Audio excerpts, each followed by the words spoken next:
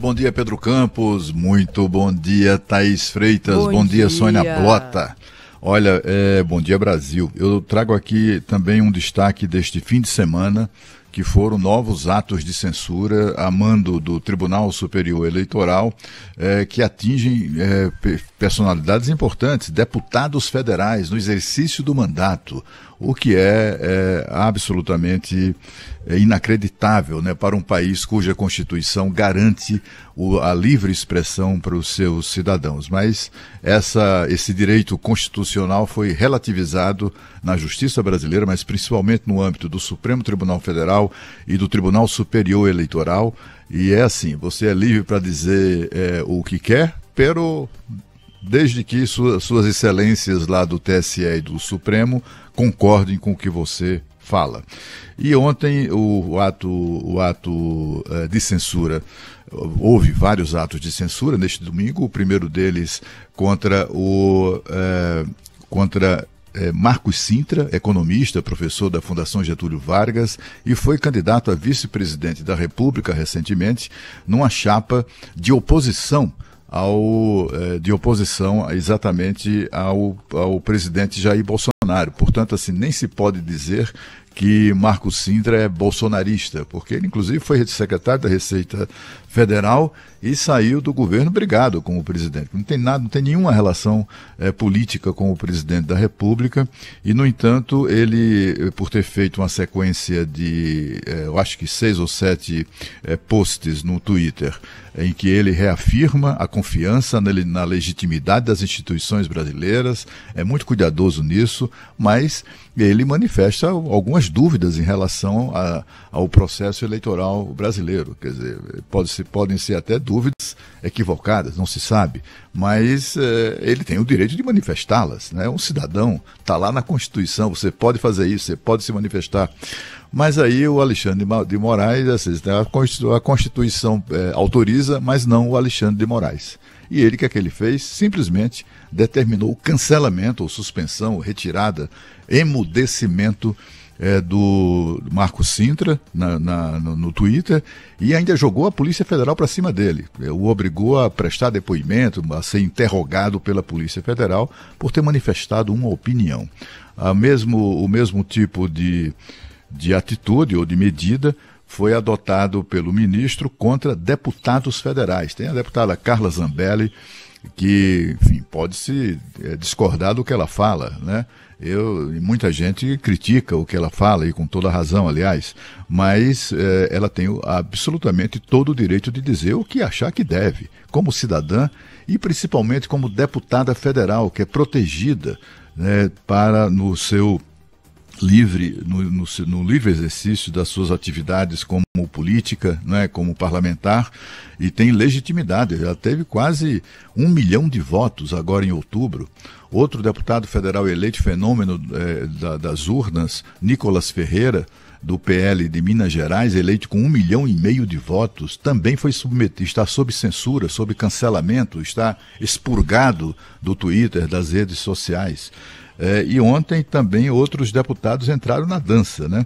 Os deputados Coronel Tadeu, do PL de São Paulo, e Major Vitor Hugo, do PL de Goiás. Eles também foram vítimas de idêntica determinação da Justiça brasileira. Bom, o fato é que brasileiros denunciaram na conta, né, do Elon Musk, que é o novo proprietário do Twitter, que fez, ao adquirir o Twitter por 235 bilhões de reais, só um parênteses, isso é mais dinheiro do que aquele dinheiro que virou a polêmica PEC de transição, né? A PEC de transição pretende 200 bi. Esse cara meteu seus compromissos com a liberdade de expressão e que, inclusive, para devolver ao Twitter essa característica de uma praça livre, né? Como se fosse uma praça pública, seus compromissos com a liberdade de expressão e que, inclusive, para devolver ao Twitter essa característica de uma praça livre, né? Como se fosse uma praça pública livre, em que as pessoas podem se manifestar à vontade.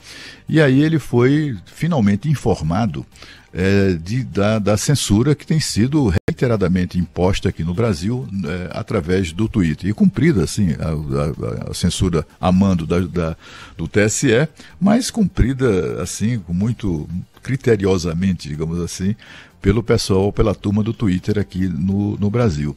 E o Elon Musk revelou um certo espanto com tudo isso e prometeu agir, prometeu verificar o que é que estava acontecendo.